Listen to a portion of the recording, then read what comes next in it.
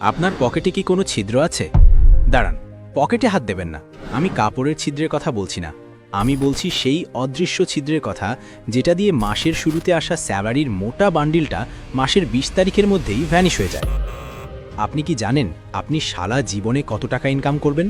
গড়ে প্রায় ২ থেকে ৩ কোটি টাকা। কিন্তু দুঃখের বিষয় কি জানেন? রিটায়ারমেন্টের সময়ে আপনার ব্যাংক ব্যালেন্স থাকবে শূন্য, অথবা আপনি ঋণে ডুবে থাকবেন।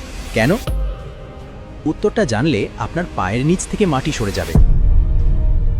আজকের এই ভিডিওতে আমি এমন ৩টি সাইকোলজিক্যাল ট্রিক রিভিল করব, যা বিশ্বের শীর্ষ ধনীরা ব্যবহার করে, কিন্তু আপনাকে কোনোদিন জানতে দেওয়া হয়নি।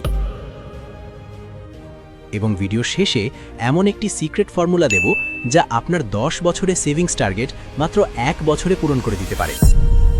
যদি আপনি নিজের ভবিষ্যতের সাথে জুয়া খেলতে না চান, তবে ভিডিওটি শেষ পর্যন্ত দেখুন, কারণ আজকের এই ভিডিওটি আপনার জীবনের মোড় ঘুরিয়ে দিতে পারে। চলুন পরিচয় করিয়ে দিই আমাদের গল্পের নায়ক বল্টুর সাথে।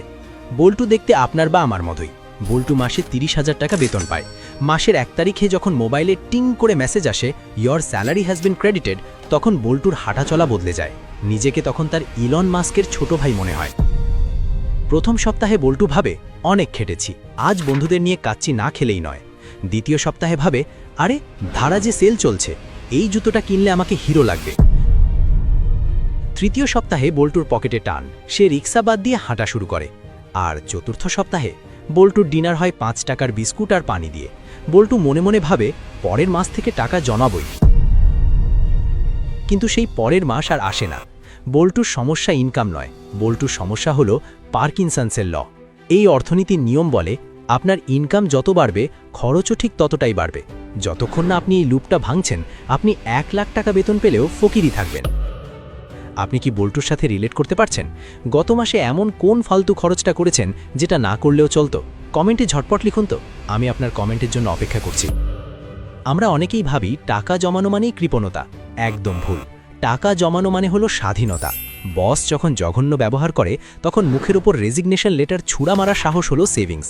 এমার্জেন্সিতে কারোর পায়ে ধরে টাকা ধার না চাওয়ার আত্মসম্মান হলো সেভিংস। সমস্যাটা কোথায় জানেন? আমাদের ব্রেন ডিজাইন করা হয়েছে সার্ভাইভাল বা বেঁচে থাকার জন্য, সেভিংস করার জন্য নয়। যখনই আপনি শপিং মলে লাল রঙের সেল সাইনবোর্ড দেখেন, আপনার ব্রেনে ডোপামিন হরমোন ক্ষরণ হয়। ব্রেন বলে, কিনে ফেলো, এক্ষুনি কেন। এটাকে বলে ইনস্ট্যান্ট গ্র্যাটিফিকেশন বা তাৎক্ষণিক তৃপ্তি। আর এই তৃপ্তি আপনাকে গরিব বানিয়ে রাখছে। এখন আসি সমাধানে। টাকা জমানোর বা খরচে লাগাম দেওয়ার প্রথম টেকনিক হলো ৭২ ঘন্টার রুল।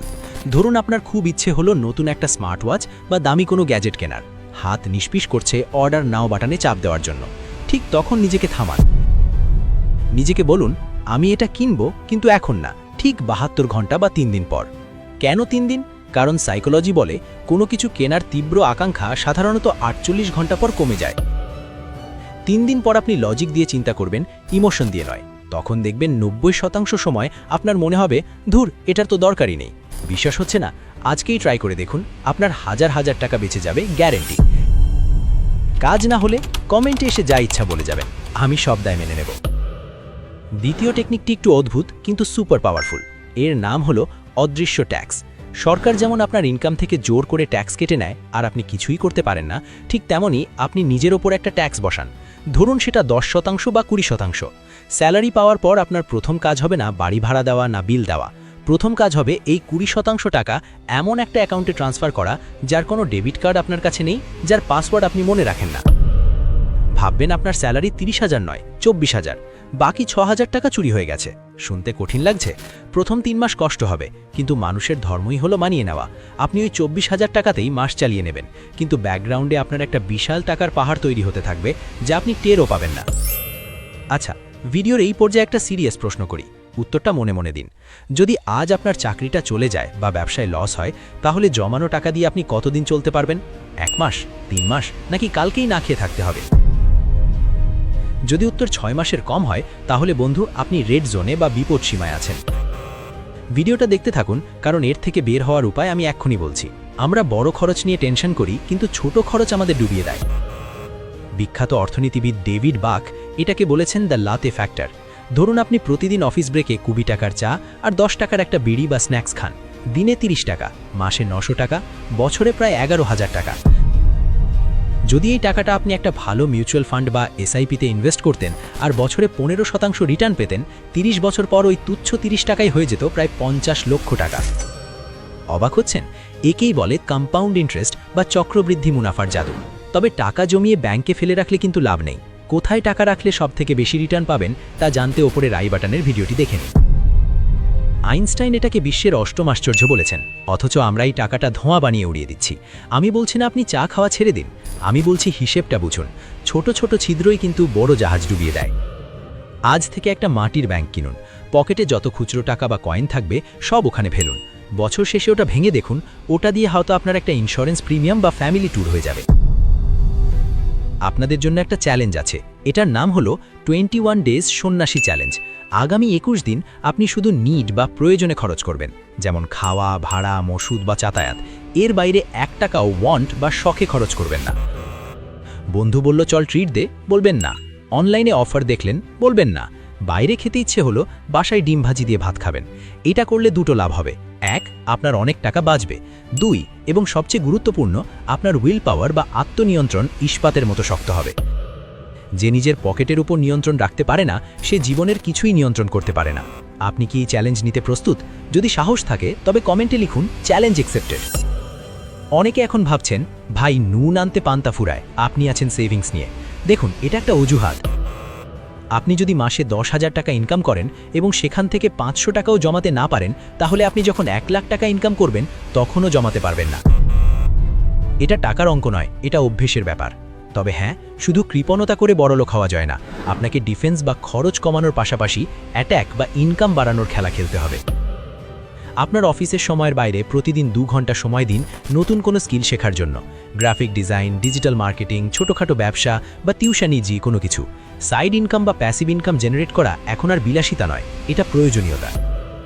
ভিডিও শুরুতে বলেছিলাম একটা বোনাস সিক্রেট দেব। এটা হলো বিশ্বখ্যাত 50-30-20 রুল। আপনার ইনকামকে 3 ভাগে ভাগ করুন। 50% যাবে প্রয়োজনে, অর্থাৎ ঘর ভাড়া, বাজার, বিল। এর বেশি হলে আপনাকে বাসা বদলাতে হবে বা লাইফস্টাইল ডাউন করতে হবে। 30% যাবে শখে, যেমন ঘোরাফেরা, গ্যাজেট, খাওয়া দাওয়া। জীবনটা উপভোগ করার জন্য তো টাকা দরকার। আর বাকি 20% যাবে ভবিষ্যতে, অর্থাৎ সেভিংস, ইনভেস্টমেন্ট বা ঋণ শোধে। এই 20% টাকা হলো আপনার ভবিষ্যতের আমির জন্য উপহার। বৃদ্ধ বয়সে যখন আপনার শরীরে শক্তি থাকবে না, তখন এই টাকাই আপনাকে দেখভাল করবে। আপনার সন্তান বা আত্মীয়রা নাও করতে পারে, কথাটা তেতো হলেও সত্যি। ভাবুন তো একবার, আপনার ব্যাংকে 10 লাখ টাকা আছে, বস আপনাকে ঝাড়ি মারল, আপনি মুচকি হেসে বেরিয়ে আসলেন, কারণ আপনি জানেন আপনার চাকরি গেলেও সমস্যা নেই। বাচ্চার স্কুলে ভর্তির সময় আপনাকে টেনশন করতে হচ্ছে না। রাতে বালিশে মাথা দেওয়ার সাথে সাথে আপনার ঘুম চলে আসছে, কোনো ঋণে চিন্তা নেই। এই ফিলিংসটার নামই ফাইন্যান্সিয়াল ফ্রিডম। আর এই ভিডিওটি দেখার পর আপনি সেই পথের দিকেই প্রথম পা বাড়ালেন। বন্ধুরা, টাকা জমানো কোনো রকেট সায়েন্স না, এটা হলো প্রতিদিনের ছোট ছোট সঠিক সিদ্ধান্তের সমষ্টি। আজ আপনি যে 100 টাকাটা বাঁচিয়ে ইনভেস্ট করবেন, 10 বছর পর ওটা আপনাকে বাঁচাবে। আমরা বল্টু হতে চাই না, আমরা স্মার্ট ইনভেস্টর হতে চাই। মনে রাখবেন, ধনী হওয়া মানে কত টাকা ইনকাম করেন সেটা নয়, বরং কত টাকা ধরে রাখতে পারেন সেটাই আসল। ভিডিওটি বানাতে আমাদের টিমের ঘাম ছুটে গেছে। যদি মনে হয় এই ভিডিও থেকে আপনি 1 টাকারও ভ্যালু পেয়েছেন, তাহলে লাইক বাটনে একটা ঘুষি মারুন। আর এই ভিডিওটি শেয়ার করুন সেই বন্ধুর সাথে যে সব সময় বলে, দোস্ত ধারের টাকাটা পরের মাসে দিচ্ছি। আপনার কাছে আমার শেষ প্রশ্ন, টাকা জমানোর পর সেটাকে দ্বিগুণ করার জন্য আপনি কোনটা নিয়ে ডিটেল ভিডিও চান?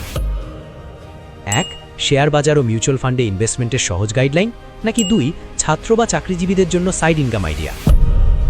কমেন্ট বক্স আপনার জন্য খোলা, ঝটপট জানিয়ে দিন। পরের ভিডিওটি বানাবো আপনাদের কমেন্টের উপর ভিত্তি করে। ততক্ষণ পর্যন্ত পকেটের জিপার বন্ধ রাখুন আর মাথার বুদ্ধি খুলে রাখুন। আল্লাহ হাফেজ।